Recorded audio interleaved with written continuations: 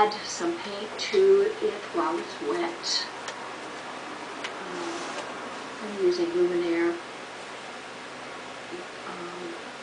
Let's see, Halo Violet, but you can use anything. I mean, you can use any kind of paint you want to use. You can even get this paint that you can get it like at Michael's that's fairly inexpensive. It's in the kids section, and it's really, really neat. Actually, it's like you can get gold and silver and blue and pink and purple, and so you don't have to get really expensive paint, especially when you're experimenting. It's probably better that you don't get really expensive paint to start with. You just use what you have. What I'm doing is I'm mixing the molding paste together with the Luminaire. I'll make it into kind of a creamy, buttery consistency. Because what I'm going to do now is I'm going to take a page from an old book, and I'm going to tear the page, and I'm going to, instead of having a white background, I'm going to actually use the stencil on the book, on the page of the book. So I'm just going to take a page out of a book, and I'm going to use the same stencil, but this time I'm going to do a different background. So here's my stencil, and I'm going to do the same thing that I did with when I used the stencil on the white background. I'm just going to take the molding paste and again spread it over the stencil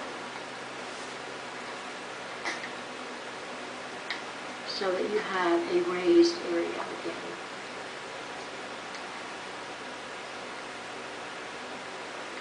Now I want to say that you can also, rather than using molding paste, you can also use joint compound. I've used joint compound a lot in my work. I also use caulking, so you don't necessarily have to use molding paste. Molding paste can get really expensive, but you can also try the same techniques that you do with the molding paste. You can also do with the joint compound. So you take your stencil off, and you can see that because it was created out of the iridescent or the luminous paint, luminary paint, I actually have a really cool metallic raised surface on a page, on a book page. Okay, so that's another way that you can use molding paste. I'm sure that as you use your molding paste, you're going to come up with your own ideas.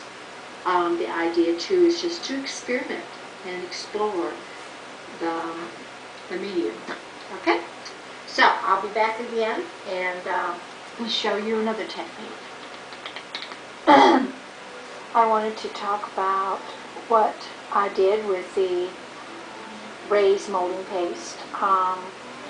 For the first one, I covered this one here with black paint, and I dried the black paint, and after the black paint I put some copper on it, and I dried that, and then I came back and I put some gold over the relieved, the areas where it shows relieved surfaces raised. The next one I'm doing is the one that, actually this was the one I did with stamps. You can see now that the stamps, impressions of the stamps actually show up much better after the molding paste has dried. And the second one that I'm doing is the one that I drew in. I'm layering this with different colors.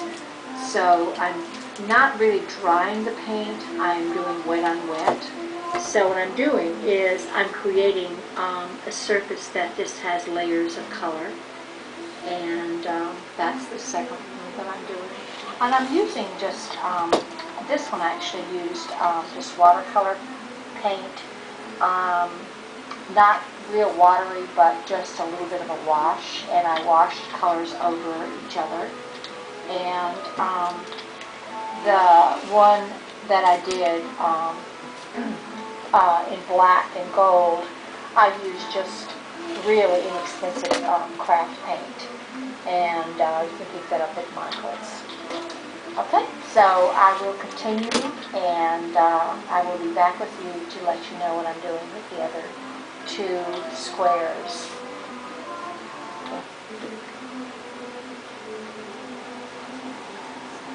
Okay, so what I've done is I've covered this surface that was done in the stencils. This was actually done with a stencil.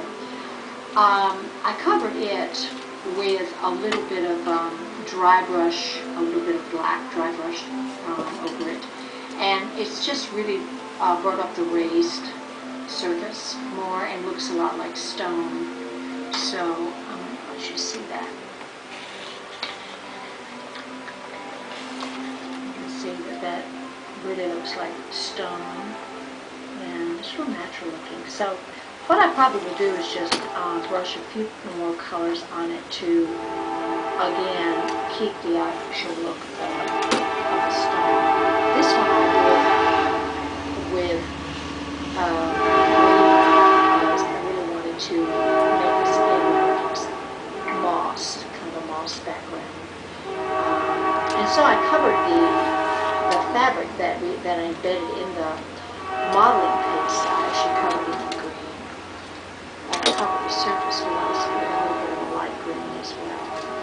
So it looks more natural. And as I said, I'm going to dry these, so I'll be back. Okay, I want to talk a little bit about the technique of using the Citrusol and the calendar. One thing I want to say is that you can use Citrusol, but if you can't find Citrusol, you can also get, it's called Dissolve It, and it's also organic and has a citrus smell to it, so you can get that at Walmart. When you start, you just choose a calendar that really, you have to say that it really depends on the ink on the calendar, whether it's going to be easy to get off or a little bit more difficult to get off. So what I want to tell you is that when you first put your Citrusol on the calendar, you need to let it soak a little bit, soak into the pages. So I started off with just a basic calendar. It was like a landscape calendar. And what I did is I first took a sponge, just a sponge, and I soaked the sponge, and I just really soaked the pages before starting. And I let that stay on a few minutes, probably about 5 minutes, maybe 10 minutes even, because the more it soaks in, the easier it is going to be to take the ink off. But don't get discouraged, because when you first start, you're thinking, I'm sure you're thinking just like I was, that this is never going to work. Well, it does eventually. It depends on what you want to reveal or take away. You can start off with something that kind of looks like a landscape and then make it more ethereal. And what I did is, after I scrubbed the ink off with various things, I used the sponge that was soaked. I used that. I also found a sponge that has just a little bit more of a scrubbing surface, so that works really, really well. Probably a brush, like an old vegetable brush would work. You could also try a green scrubber. You could try a Brillo pad. You could try a very stiff brush, like an old paint brush. Anything that's really stiff to initially get the paint off, get the ink off, is probably the important thing. And then after you get the ink loosened, you just loosen the ink. You can then take paper towels and just wipe off the areas that you want to wipe out. You're not going to want to wipe the whole entire thing out. You really want to have an interesting picture. So even though you're not going to use the picture as